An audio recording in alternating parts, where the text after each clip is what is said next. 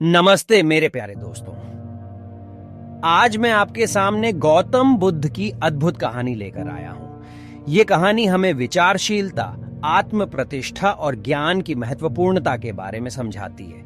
चलिए हम इस कहानी के विवरणों में गहराई में जाते हैं और इसमें छुपी महानता और प्रेरणा को समझते हैं। गौतम बुद्ध का जन्म लुम्बिनी नगरी में हुआ था। उनके पिता का नाम शुद्धोधन था और माता का नाम माया था। वह बाल्यकाल अपने राजमहल में बिताते थे, जहां उन्हें सबसे उत्तम जीवन और शिक्षा की सुविधा मिली। उनकी माता ने उन्हें प्यार से पाला पोसा किया। परंतु एक दिन जब सिद्धार्थ बाहर निकले तो उन्हें दरिद्रता, बीमारी और मृत्यु के रूप में दुखद दृश्य दिखाई दिए।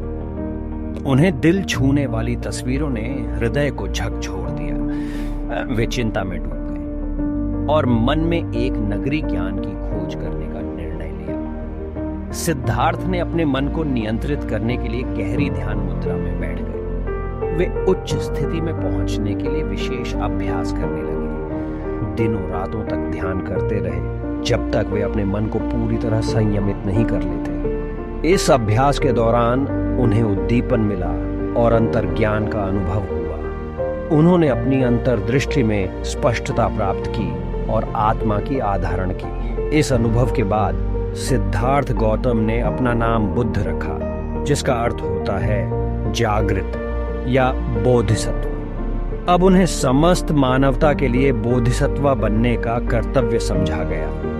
बुद्ध को उनके प्रवचनों का प्रसार करने का इरादा था। उन्होंने देश विदेश में यात्रा की और अपने उपदेशों को सभी तक पहुंचाने का प्रयास किया।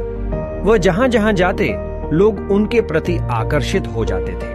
उनके उपदेश जीवन के मूल्यों, धर्म की महत्ता, सत्य के आदर्श और अहिंसा के मार्ग के बारे में थे। उन्होंने यह सिखाया कि आत्मा का उद्देश्य संसार में सुख और शांति की प्राप्ति करना है। बुद्ध के प्रवचनों का प्रसार हमेशा उनके अनुयायियों द्वारा होता रहा। एक ब्राह्मण गृहस्थ ने उनके उपदेश को ग्रहण किया और उनका पहला अनुयायी बना। बुद्ध के शिष्य बनने के बाद उस ब्राह्मण ने अपने संपूर्ण धन को त्याग दिया और बुद्ध के संघ में सम्मिलित हो गया। उसके बाद बहुत से लोग बुद्ध के अनुयायी बन गए और वे सभी एक संप्रदाय के रूप में विकसित हो गए। बुद्ध ने अपनी उपदेश देने की प्रवृत्ति में निर्यातित होते हुए बहुत दूर तक यात्रा की। उन्होंने समाज के सभी वर्गों में अपने उपदेश पहुंचाए। उन्होंने ज्ञान और समझ का विकास किया और जीवन की मूल भावनाओं को स्पष्ट करने में मदद की। उनके प्रवचनों ने लोगों के मन में विचारों की कसंगति की। लोगों ने बुद्ध की सिखाई गई सत्यों को अपनाया और उनकी शिक्षा को अपने जीवन में अमल में लाया। वह और भी उपदेश देते रहे और आत्मविश्वास, आशा और उत्साह दिया। बुद्ध ने अपनी यात्राओं के दौरान अनेक अद्भुत घटनाएं भी देखी। वे एक बार एक अवस्थित पेड़ के नीचे ध्यान कर रहे थे जब एक भयंकर तूफान आया। पृथ्वी हिल रही थी, पेड़ झुक रहे थे, लेकिन बुद्ध अपनी ध्यान मुद्रा में स्थिर रहे। तूफान ने उन्हें बाधित नहीं किया। ये घटना लोगों को साहस और स्थिरता का संकेत देती है। बुद्ध के प्रवचनों की वजह से उनके अनुयायी ने उदारता, समय सम्मान और सहयोग की भावना को स्वीकार किया।